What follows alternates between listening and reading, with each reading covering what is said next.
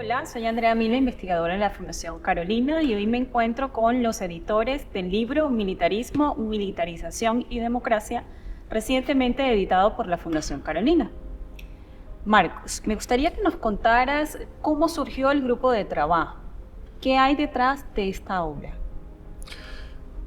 El proyecto del libro emergió a partir de una inquietud que hay en la región y también en la comunidad académica acerca del impacto que está teniendo en América Latina, en particular en la democracia de América Latina, el prolongado proceso de militarización que experimenta la región a partir del proceso de democratización. Es un tema ya relativamente antiguo, pero sin embargo ha habido poca reflexión hasta ahora respecto de los impactos que está teniendo este proceso en la democracia en América Latina. Francisco, ¿con qué se va a encontrar el lector que decida animarse a leer el libro? Pues la pretensión un poco que teníamos con este libro, que no deja de ser un poco la guinda a un proyecto como fue el grupo de trabajo, es, como mencionaba Marcos, por un lado, ver qué repercusiones tiene para la agenda democrática en América Latina esta dinámica de remilitarización o de militarización que advertimos en la región, pero también poner un poco el foco, por un lado, también en las singularidades o particularidades que se pueden estar captando en la dinámica en el último lustro, aproximadamente. Y luego, otra un poco derivada de todo ello, es visibilizar esta cuestión en que muchas veces pasa un poco de puntillas y no se tiene tan presente en algunos debates sobre democracia en América Latina. Interesante, sin duda. Marcos, me gustaría que ofrecieras a los lectores algunas claves al momento de iniciar la lectura de este libro.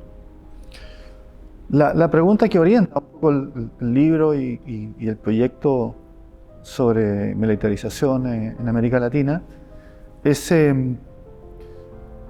¿por qué las democracias están llevando adelante este proceso de militarización? Entendemos por militarización el desarrollo de un proceso en el cual las Fuerzas Armadas están llevando adelante funciones o roles que no son militares, sino que corresponden a funciones que deberían desarrollar o ejercer otras instituciones no militares del Estado. En particular, por ejemplo, las funciones policiales. Y entonces lo que hemos intentado es explorar las razones por las cuales en el contexto democrático se ha producido esto que desde una perspectiva democrática es contraintuitivo. No se espera que la democracia, después de un largo periodo de dictaduras en América Latina, sean las propias élites civiles las que promueven el aumento de los roles de las Fuerzas Armadas. Y por otro lado, no sabemos qué efectos tiene eso sobre la democracia en el largo plazo. Y los resultados del libro muestran que hay algunos efectos que muestran que ese proceso de militarización lo que puede estar produciendo es una contribución a la erosión democrática que observamos de una manera más general en América Latina.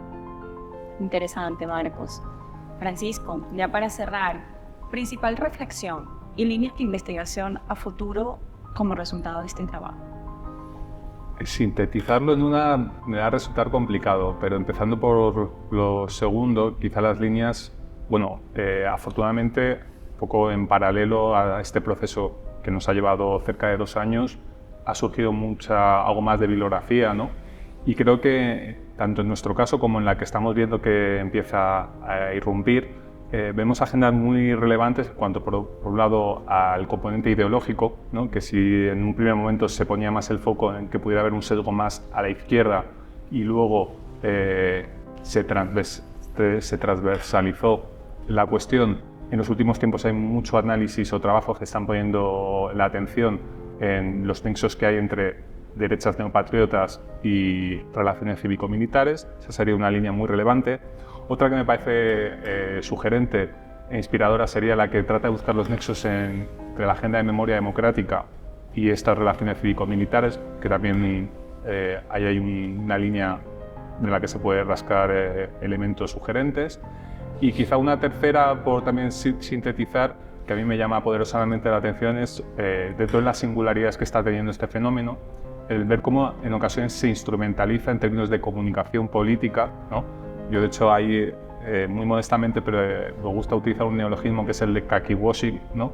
Para denominar el cómo, utilizando la semejanza de pinkwashing, ¿no? O de, ¿no? Ese lavado, ese blanqueamiento, pues muchas veces hemos visto que este fenómeno, que se ha considerado que es por invitación muchas veces de mandatarios civiles, se instrumentaliza a las Fuerzas Armadas porque su imagen en términos relativos puede ser mejor en un momento de fuerte deterioro de la percepción que se tiene de algunos liderazgos o de partidos, congresos. Algo que por otro lado es fuertemente preocupante porque dentro de una agenda democrática son actores ineludibles para que una democracia funcione correctamente. Entonces yo creo que sí que conviene que esa cuestión también la tengamos presente.